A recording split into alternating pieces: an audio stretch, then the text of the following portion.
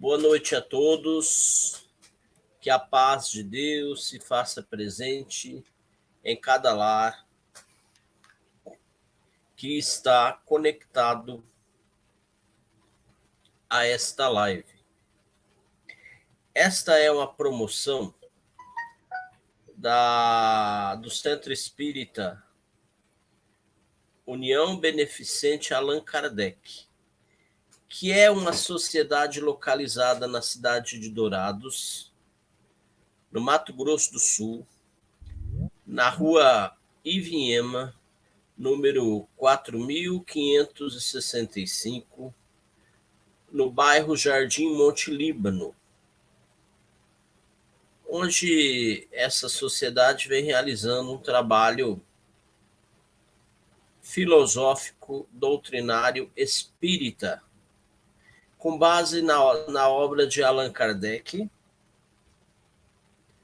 além de uma obra assistencial junto às famílias carentes necessitadas ali daqueles bairros, ao redor do centro. Hoje nós pretendemos dar continuidade no estudo do Livro dos Espíritos. Então, hoje nós não teremos, propriamente dita, uma palestra ou preleção. Nós faremos um estudo do Livro dos Espíritos. Estudo este coordenado pelo meu tio Odilon, que é quem sempre abre essa sala para nós na sexta-feira. Irmãos, irmãs, vamos orar? Vamos todos, neste momento, quem quiser colocar um copinho de água próximo ao computador, pode pôr, tá? Nós vamos pedir a magnetização dessa água.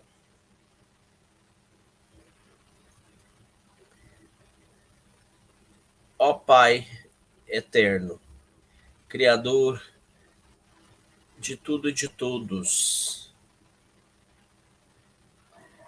ouvi nossa prece neste momento. Visita, Senhor, cada lar que esteja ligado em nossa live e trazei o conforto para as necessidades do corpo e do espírito. Fluidifique, Senhor, as águas que, porventura, cada participante dessa live tenha posto próximo ao computador.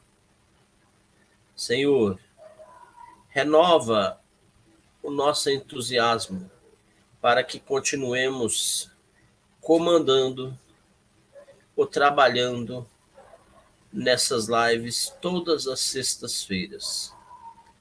Não nos deixe esmorecer na nossa perseverança.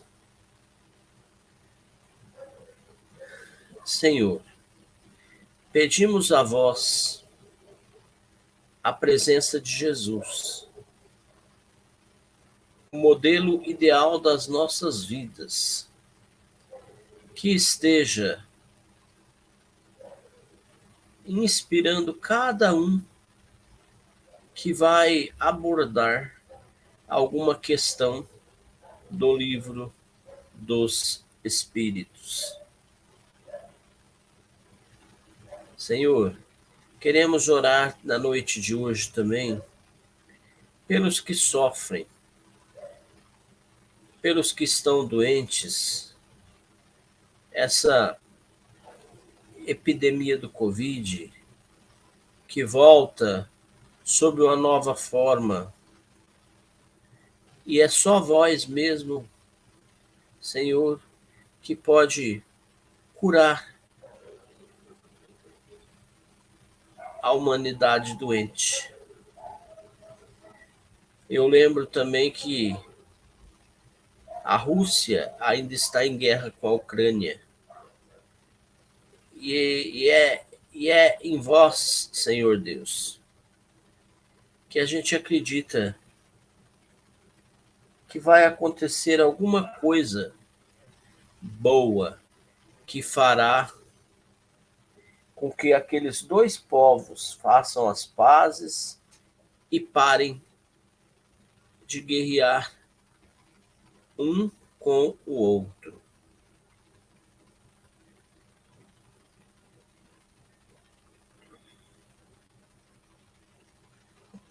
Proteja, Senhor Deus, o nosso presidente da Sociedade Espírita, Allan Kardec, o nosso João Dalmolin. Oi? Proteja também a vice-presidenta que está aqui do meu lado, senhora Maria Helena. Não deixe, ó Pai, que falte as verduras, os pães, para que sempre façamos cestas básicas para a população carente que vem em busca desse alimento lá no nosso centro. Pai nosso, que estais nos céus, santificado seja o vosso nome. Venha a nós o vosso reino, seja feita a vossa vontade, aqui na terra como no céu. Não nos deixeis cairmos em tentações, mas livrai-nos de todo mal. Pelo amor de Jesus, que assim seja. Então eu vou passar já a palavra para o tio Odilon, para comandar o nosso estudo, como tem feito nas semanas anteriores. Tá? E nós boa noite a todos. Boa noite, João Dalmolin. Boa noite. Nossa reunião. Boa noite, André, Maria Helena, Verinha, Sheila. Sejam todos bem-vindos nessa noite de estudos. Vamos continuar o nosso estudo, a nossa quinta reunião de estudo do Livro dos Espíritos. E hoje, como o último título do capítulo 1, que é sobre Deus, e o último título é o panteísmo. Nós vamos estudar 3 questões, a 14, a 15 e a questão de número 16, que ficou distribuído entre a Sheila, Maria Luísa e o João Dalmolin. Deus está na flor do campo como nas mais belas rosas, no modesto pirilampo e na luz das nebulosas. Uma trova de Adelmar Tavares. E outra psicografia também de Chico Xavier. Tanto anseio na alma aflita. Onde está Deus? Como crer?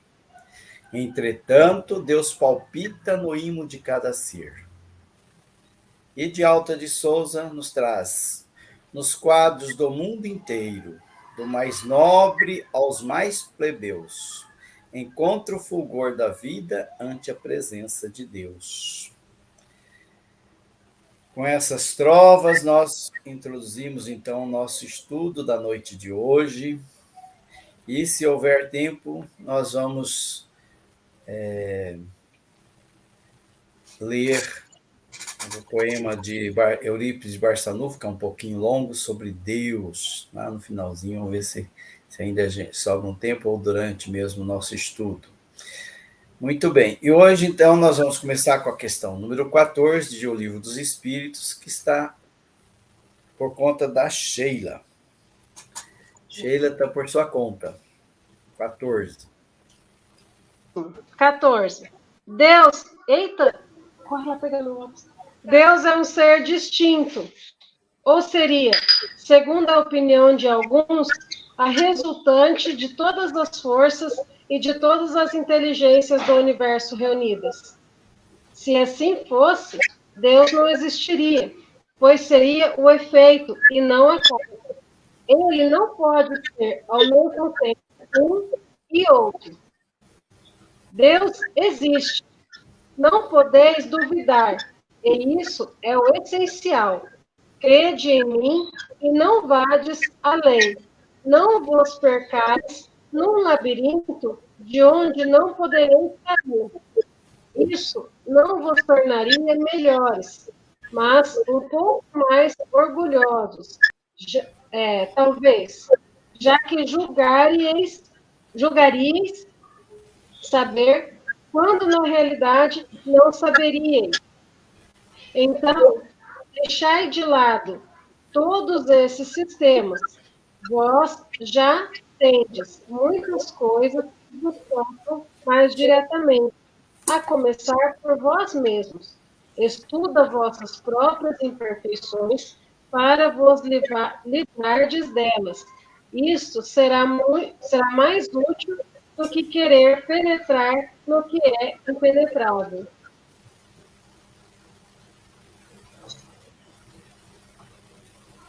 Então, Muito bem. Comentários? eu não sei se eu li muito bem, porque eu estou sem óculos. Mas te ajuda aí. Vamos lá. Vamos nos unir, tentar entender. É uma questão que ela tem uma resposta um pouquinho longa, né? Mas ela é o início da ideia do panteísmo.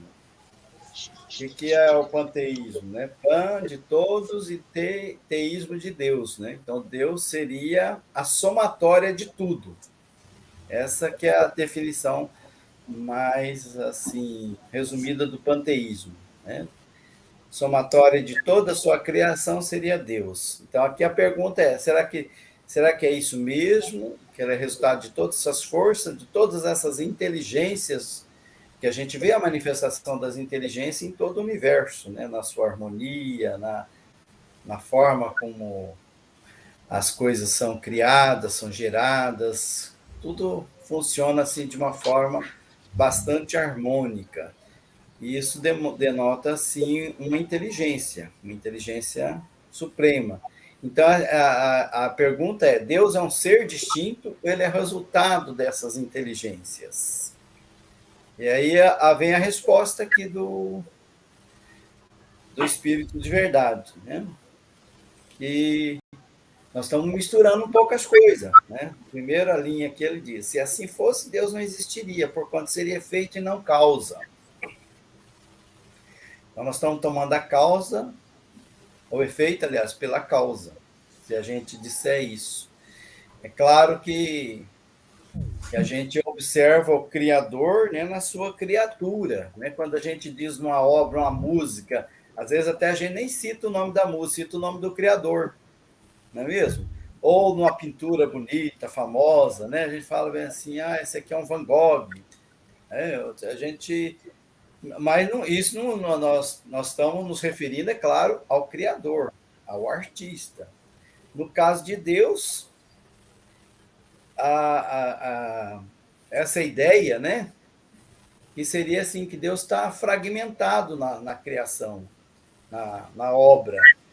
Então, o Espírito aqui responde que não se pode ser uma coisa e a outra ao mesmo tempo. Né? Deus existe.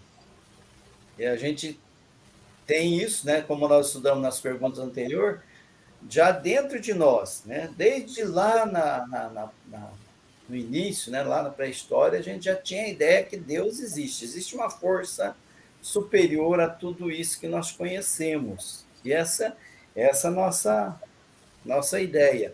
E agora, nós estamos buscando entender, né, os princípios, né, de Deus, como é que é Deus.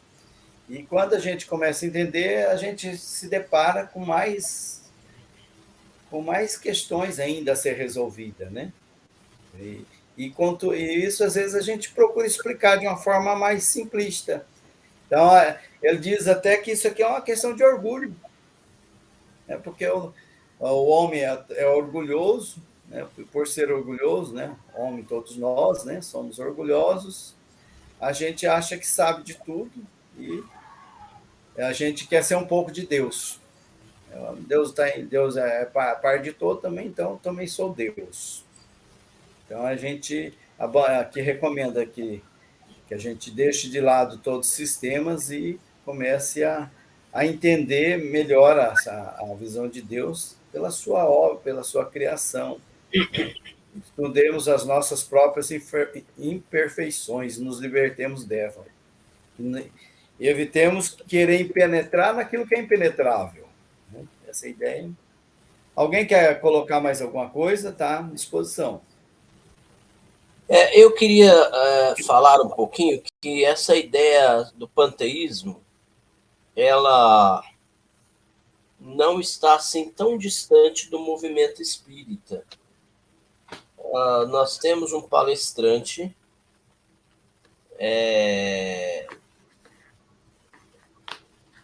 doutrinador da doutrina espírita que revelou ser panteísta, as palestras. Bom, é um direito dele ser panteísta. Agora, é um direito nosso também continuar sendo kardecista, né? Espíritas kardecistas. Porque o Livro dos Espíritos não descarta claramente essa ideia de que Deus é a união de tudo, todas as coisas. Todas as coisas é Deus. Não é isso. Não é desse jeito. Mas é um erro, de acordo com o Livro dos Espíritos. É mais elaborada. Segundo Sebastião Camargo, tudo e todos os astros, estrelas, cometas, meteoros, fariam parte daquilo que Sebastião Camargo chama de Deus cósmico. Deus cósmico. Nós estaríamos dentro de Deus cósmico. Na verdade, nada mais, nada menos do que Jesus Cristo. Seria Jesus Cristo, esse Deus cósmico. Nós, então, reencarnaríamos e evoluiríamos, renascendo em diversos planetas, existindo dentro do Cristo cósmico. Essa é a ideia de Sebastião. É uma ideia diferente, bonita até, né? Não vou negar que é bonita, mas ela não condiz com o Livro dos Espíritos. Tá? Nós não podemos, de repente, adotar dentro da nossa casa espírita, com todo o respeito ao nosso irmão Sebastião, ideias que são estranhas à doutrina espírita. Camargo, quando ele fala e escreve sobre a alimentação, os cuidados que devemos ter com a alimentação, né?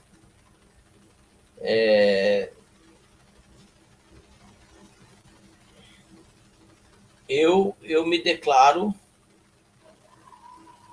Sebastião Camargo, mas fora isso aí eu tenho o pé atrás com o Dilon. Pois não. Alguém quer colocar mais alguma coisa em torno dessa primeira questão, com a questão número 14? Ok.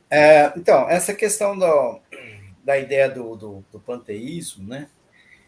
Às vezes a gente pode até, talvez, confundir a questão de palavras também, né? Quando Jesus diz sois deuses, né? Quer dizer, por causa de alguns atributos que também temos, né? Que sois Deus, pois diz assim, você pode fazer o que eu faço e muito mais, né?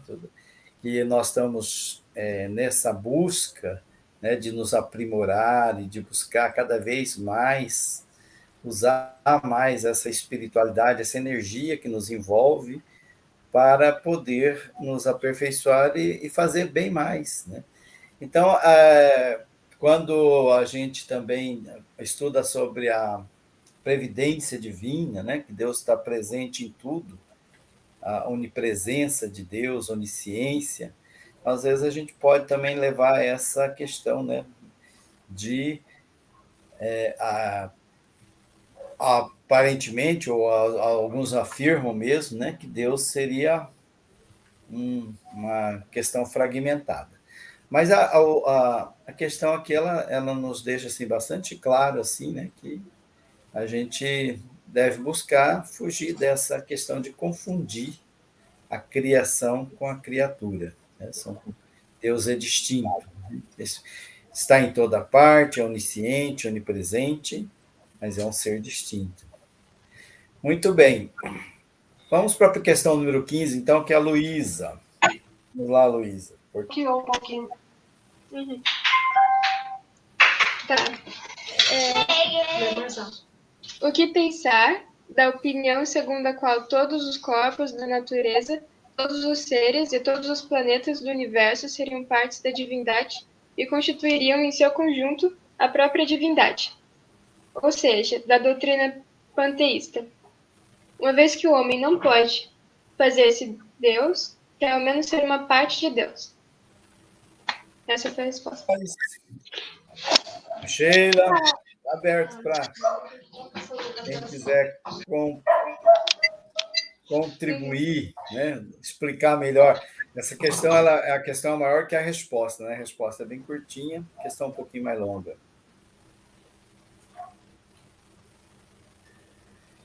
Muito bem, então vamos lá. Aqui, na verdade, continua, né, a 14, né? A gente pensa, de novo, nos remete à questão do orgulho. Não podendo se fazer de Deus, o homem quer ao menos ser um pedacinho dele, uma parte de Deus. Então, quando a gente tem essa ideia, né, de que tudo faz parte de Deus, é uma maneira de nós também nos colocar como deuses. E ele diz que é uma forma também do nosso orgulho. Tem uma parte em João 4, 16 a 21, que diz assim: se algum disser, pois, eu amo a Deus, e aborrecer o seu irmão, é mentiroso. Porque aquele que não ama seu irmão, a quem vê, como pode amar a Deus a quem não vê? E nós temos de Deus este mandamento, que o que ama a Deus, ame também seu irmão. Nos lembra aqui, né, que do Deus invisível, né, da forma como a gente imagina que deveria aparecer a nós, né? Ele se torna evidente para nós através das suas obras, através dos seus atributos, como estudamos na questão número 13, que o Orlando colocou. Dessa maneira, né, nós percebemos Deus, né? Não temos uma ideia completa de Deus, até é dito que a nossa ideia ainda é bem pequenininha, né? Temos muito ainda que estudar para poder entender um pouquinho mais de Deus. Nós já estamos nessa busca. E através dos atributos também de Deus, a gente começa a entender a sua lei. Começamos também a buscar essa mudança comportamental nossa, a melhorar os nossos sentimentos, né? Então, essa ideia que a gente faz a Deus nos leva a essa busca. Mas ninguém se apresenta ainda para comentar um pouquinho sobre essa questão? Ou vamos passar já para a próxima? Que agora é a vez do João Dalmolin. Ok, então, está por sua conta, João. Vamos ouvi-lo. Certo. Essas duas questões primeiras aí, elas estão uma bem ligada à outra, né? Mostrando aí, derrubando os argumentos do panteísmo, né, e mostrando que esses argumentos são falsos, né,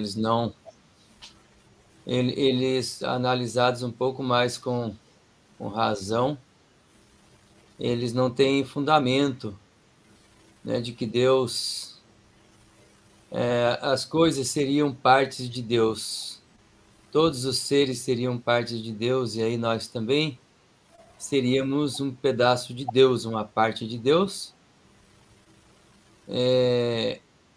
muito diferente aquela afirmação, né? Aquela afirmação, sois deuses, do que dizer que nós somos parte da inteligência suprema, causa primária do universo. Se nós fôssemos parte dessa inteligência suprema, causa primária do universo, eu acho que a gente seria incomparavelmente diferente, mais tudo, né, do que a gente é, do que é a nossa limitação, a nossa pequenez ainda. Mas vamos aí para a pergunta 16, que tem um comentário um pouco longo. Diz ela assim: pretendem os que professam esta doutrina, né, os panteístas, os que dizem ser panteístas, pretendem eles achar no panteísmo a demonstração de alguns dos atributos de Deus. Como seria? Sendo infinitos os mundos, Deus é por isso mesmo infinito. Não havendo o vazio, não havendo nada em parte alguma, Deus está por toda parte. Estando Deus em toda parte, pois que tudo é parte integrante de Deus, ele dá a todos os fenômenos da natureza uma razão de ser inteligente. Então, está dizendo aí que procura estender, ou entender, demonstrar os atributos de Deus por essa crença de que tudo é Deus, né? Tudo é parte de Deus. E aí a pergunta: que se pode opor a esse raciocínio? Pergunta de Kardec. Que se pode opor a esse raciocínio? A razão. Então é com a razão, com o pensamento racional, lógico, rigoroso, é que nós vamos entender que tudo isso aí não subsiste a uma análise mais profunda. A razão. Refleti maduramente e não vos será difícil reconhecer-lhe o absurdo. Então, reconhecer o absurdo dessa tese, né? Dessa doutrina panteísta. E vem o comentário. Essa doutrina faz de Deus um ser material. Porque se tudo é Deus, a matéria é Deus. Faz de Deus um ser material, que, embora dotado de suprema inteligência, seria, em ponto grande, o que somos em ponto pequeno. Ora, transformando-se a matéria incessantemente, Deus, se ele fosse, toda a matéria fosse Deus, se fosse assim, nenhuma estabilidade Deus teria. Deus não teria estabilidade nenhuma, ele seria mutável como som mutável, seria como a matéria, né, suscetível a todos os tipos de mutações. Deus achar-se-ia sujeito a todas as vicissitudes, mesmo a todas as necessidades da humanidade. Não se pode aliar as propriedades da matéria à ideia de Deus. Não dá, então, né? A gente estaria fazendo uma ligação, fazendo uma relação direta das propriedades da matéria com as propriedades ou com os atributos de Deus. Não se pode fazer isso, aliar as propriedades da matéria à ideia de Deus, sem que ele fique rebaixado ante a nossa compreensão, e não haverá sutilezas de sofismas que cheguem a resolver o problema da sua natureza íntima. Então, esses falsos raciocínios aí, mais sutis que sejam, não vão resolver essa questão, porque a razão simplesmente demonstra, como está dizendo aí, né, de que Deus seria um ser muito suscetível a tudo, até às vicissitudes humanas. Ele teria. Não sabemos tudo o que Deus é, mas sabemos o que ele não pode deixar de ser. E o sistema de que tratamos, o panteísmo, está em contradição com as suas mais essenciais propriedades. O panteísmo confunde o Criador com a criatura, exatamente como o faria quem pretendesse que uma engenhosa máquina fosse uma parte integrante do mecanismo que a imaginou. Então, uma máquina, lógico que para nós está muito claro, né? Usou já esses exemplos, essa imagem aí, e para nós está muito claro que a máquina não é parte nenhuma da pessoa que a inventou, que a criou, né? A inteligência de Deus se revela em suas obras, como a de um pintor se revela no seu quadro. Mas as obras de Deus não são o próprio Deus. Assim como o quadro não é o pintor que o concebeu e que o executou. Bom, aí essa pergunta fecha, né, as 3 perguntas sobre panteísmo, e ela vai um pouco mais além, né? Vai um pouco mais além nesse questionamento, né, da ideia panteísta, que quer, Allan Kardec está combatendo aqui, o panteísmo, quando o panteísmo diz que essa doutrina do panteísmo, inclusive, ela demonstra os atributos divinos, né? Aqueles atributos ali da infinitude, da onipresença, né? Deus é infinito, não havendo vazio, Deus está em toda parte, estando Deus em toda parte, aí Deus, por isso que tudo tem uma razão inteligente de ser, porque Deus está lá e tudo é parte de Deus. Ficou bem claro na refutação aí, nos argumentos racionais, que não é assim, né? Que Deus é supremo, inteligência suprema, superior a tudo, onipotente, onipresente, criador, e ele não tem nada dessas vicissitudes aí da matéria, nada disso é de Deus.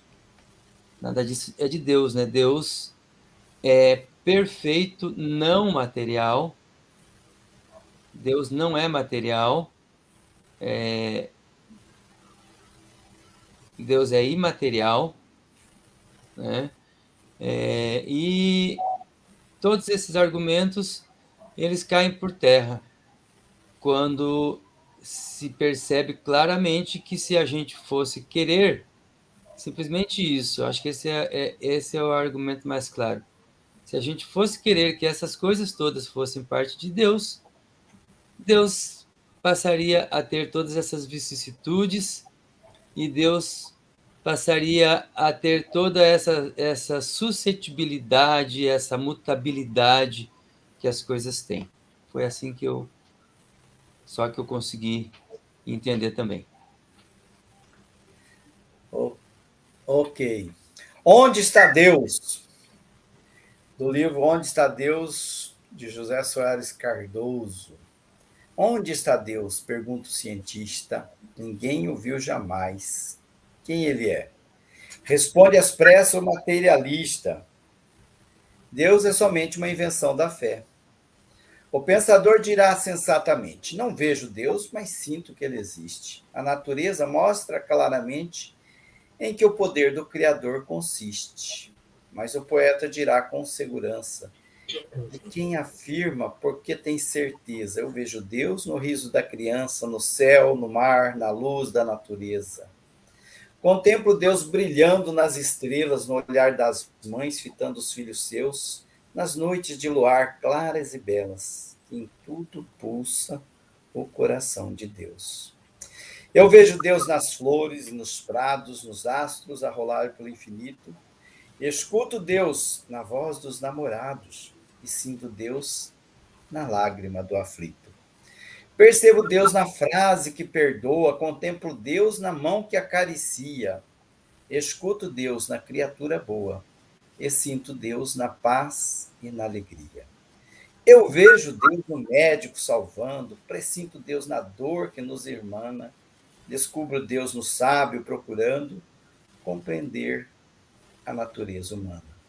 Eu vejo Deus no gesto da bondade, escuto Deus nos cânticos do crente, percebo Deus no sol, na liberdade, e vejo Deus na planta e na semente.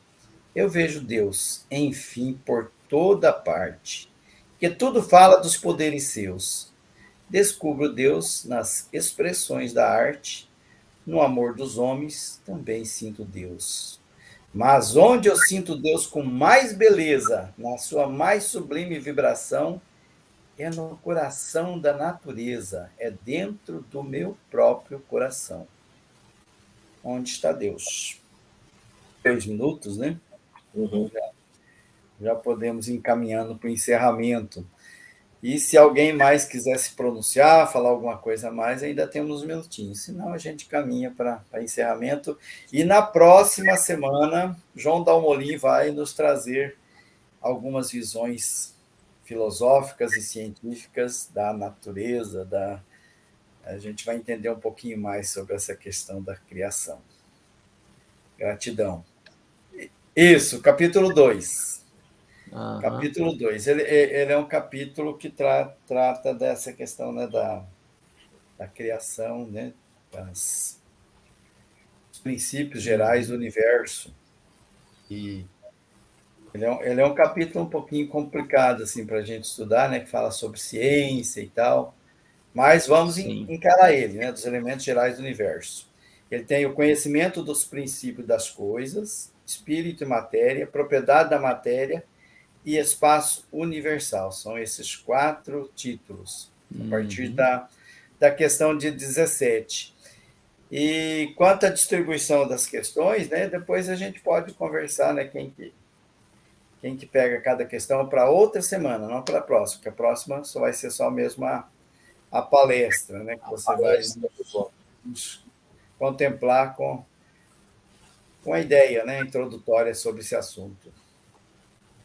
De acordo? A mãe quer falar alguma coisa, minha mãe? Eu penso que se a gente estudar muito, querer descobrir o Deus, nosso Deus, a gente é levado daqui. A gente não está aqui para entender o que é Deus. Deus não permitiu isso. É o meu pensamento, sabe? Que Deus não permite que a gente descubra Ele aqui nesse plano Terra. Há de ter alguns planos mais evoluídos que é mais acima do nosso conhecimento. Então, a partir do momento que você quer saber tudo sobre Deus, não foi permitido nessa vida. Eu penso assim. Não sei se eu estou errada. Porque se Deus quisesse que a gente descobrisse quem era ele tinha deixado um caminho para a gente seguir. Ninguém nunca viu Deus, ninguém sabe totalmente como é Deus. A gente supõe que Deus é Jesus assim, mais ou menos entender como é Deus, mas a gente não tem certeza. Acho que você está certo, Marilena, que essa ideia aí que usou aí até uma imagem, isso, a intimidade de Deus, né? A intimidade de Deus é inacessível para nós, É, está correta nesse ponto aí, né? De que nós não vamos. É mais fácil fazer como se fez, que a filosofia fez, né? Matar Deus. Né? De tentar achar argumentos ou sofismas, né? Que são falsos, raciocínios falsos de argumentos, que demonstrem que Deus não existe. Mas a atitude de investigação, a atitude de busca, isso com relação a Deus ou com relação a qualquer coisa, isso é uma característica interessante nossa, né? É uma bênção que Deus nos deixou a capacidade de buscar, de investigar, de exercer a nossa curiosidade. E foi isso que propiciou a gente a avançar tanto. E foi isso que propiciou, inclusive, a elaboração de toda a doutrina espírita, toda a codificação, né? Porque o Allan Kardec tinha exatamente essa característica muito acentuada, né? De ser um cientista, um investigador, um curioso, e foi só que com seriedade, com ponderação, né? E aí, com as qualidades que ele já tinha, evolutivas que ele já tinha, ele conseguiu fazer essa doutrina tão bem equilibrada, tão bem harmonizada, sem colocar tantos defeitos humanos, né, no texto aí. Tem sim as características da época, e as características, os recursos que existiam. Os recursos que existiam, quais eram? Era um avanço até onde já se tinha chegado religiosamente. As ideias e a forma de falar das pessoas mais iluminadas que estiveram na Terra, ou que ainda estavam, né, e que fizeram parte com ele dessa elaboração toda da codificação, os encarnados e os desencarnados. E aí a gente vê um linguajar aí bastante católico, muitas vezes. A gente vê um linguajar bastante católico aí na doutrina. E a gente precisa entender bem isso, né? Porque a doutrina, como disse Kardec, precisa evoluir. Ela precisa avançar, ela precisa ser compreendida conforme avança a compreensão humana de tudo. Conforme avança o entendimento, evolui a alma, o espírito humano. É isso. Já que nós estamos falando em filósofos, quais seriam os filósofos teístas e quais seriam os principais filósofos materialistas? isso vai chegar ainda lá. Os materialistas estão escancarados aí, né? Karl Marx, Nietzsche. o colega dele, Engels, Nietzsche, esses do existencialismo, né? Da filosofia existencialista. Quais foram eles? Acho que tem um italiano, não sei se italiano é o Althusser. São vários, eu não lembro os nomes deles todos agora, né? Nós temos o próprio Augusto Comte, né? Augusto Comte, ele era bem contemporâneo de Kardec, de Leon Denis. Cadê meu copo d'água que eu bebi uma vez? Schopenhauer é também pessimista, né? Agora, filósofos teístas nessa geração moderna de filósofos, Spinoza. Spinoza. Spinoza é teísta, Uhum. né? Quem mais? René Descartes. E essa parte, eu acho que Deus é tudo aquilo de bonito que ele construiu aqui nessa terra. Tudo. As flores, os rios. É tanta maravilha, assim, que um homem não faz e que está ali para a gente ver. Isso aí é Deus, é a construção de Deus. É provar que Deus existe. Que Aí nós temos os grandes pensadores católicos, né? Tomás de Aquino, Agostinho, Tomás de Santo Aquino, Agostinho, né? São os grandes pensadores católicos. A, a, a doutrina espírita, ela nos encaminha para a fé raciocinada, né? Mas toda vez que a gente fala em fé, a gente fala também nessa parte do crer, ainda que eu não tenha aquela manifestação física.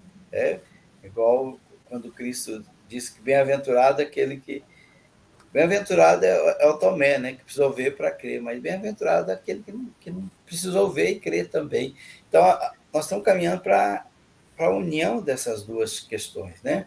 Nem muito racional, nem o outro. A gente ia caminhar os dois juntos para a gente fortalecer a nossa fé. A nossa fé ela é fortalecida pela sensibilidade que nós desenvolvemos dentro de nós, como a Zi disse mesmo, né, a observação da natureza, da beleza da criação, né, nós vamos desenvolvendo essa espiritualidade mais aprofundada, e ao mesmo tempo com esse estudo que foi bem colocado aqui, que nós somos curiosos, né, nós queremos descobrir, né, queremos entender com mais profundidade as coisas. Então, a união dessas duas coisas fortalece a fé. São caminhos, né?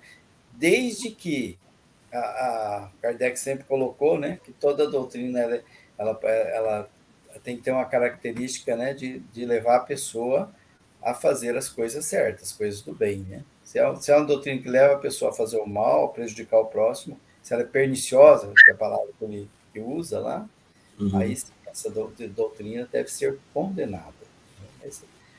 Mas nós estamos caminhando para uma crença mais fortalecida em Deus, eu entendo. Ok. Mas tá então ligado. eu vou Não sei se pedir ela está nos ouvindo.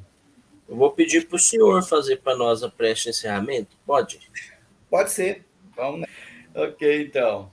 Então, nesse ambiente de paz, né, de alegria pelo nosso encontro dessa noite, que a espiritualidade está presente, nos apoiando, nos intuindo para buscar esse aprendizado e, através desse aprendizado, nós buscar a nossa melhoria.